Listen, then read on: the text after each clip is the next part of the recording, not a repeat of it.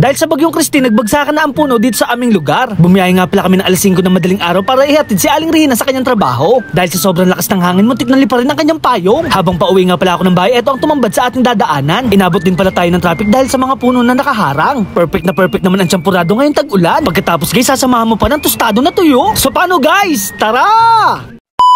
Kaninang madaling araw nga ay nagising ako sa sobrang ingay. Dumating na nga pala ang bagyong Christine at napakalakas ng hangin. Yung tiles.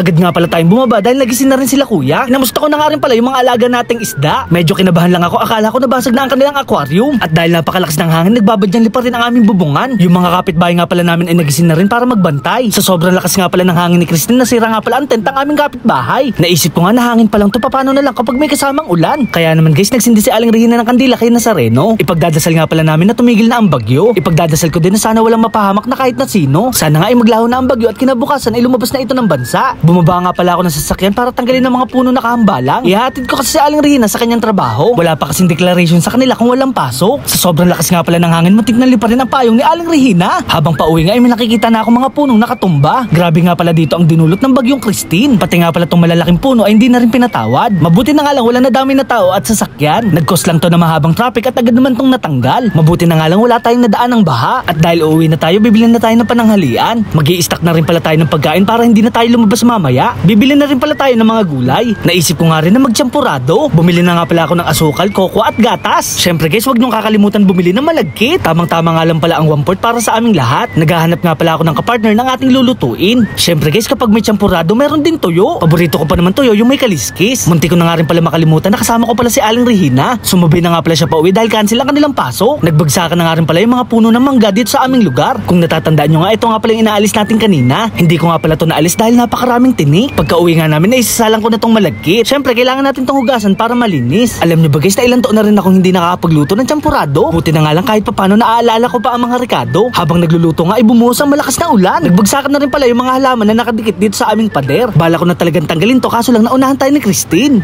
Char. Medyo kinakabahan nga ako sa mga oras na yan. Sana wag bumaha. Mabalik nga pala tayo sa ating niluluto at nagtunaw na tayo ng kokwa. Malambot na nga rin pala ang ating malagkit at pwede nang maglagay nito. Halu-haluin lang natin to hanggang siya ay lumapot. Nainggit nga pala ako kay Boy Skincare kasi naglagay siya ng chocolate. Mabuti na nga lang guys, meron chocolate dito si Aling Rihina. Napakasarap nga pala nito kahit mura. Sa mga nagtatanong nga, makakabili ka lang nito sa Dali. Maglalagay na rin pala tayo ng pulang asukal. Depende na nga lang sa inyo kung gaano katamis ang gusto nyo. Kaya naman guys, first bite, napakasarap. Pagkatapos nga ay magsasalang na rin tayo ng napakabango at napakasarap na tuyo. Mas magiging masarap nga pala ito kapag tostado ang gagawin nating luto. Sa wakas nga ay natapos na rin ang ating pagluluto. Makakapag-serve na rin ako at makakakain ng masarap na creamy na champurado. Grabe guys, itsura pa lang mukha nang masarap. Kaya naman guys, sa mga nasa bahay dyan, magluto na rin kayo nito. Ang kaso nga lang mukhang napadaming gatas ang nalagay ko. At dahil supportive nga pala ang asawa ko na sa Aling Rihina, syempre masarap to.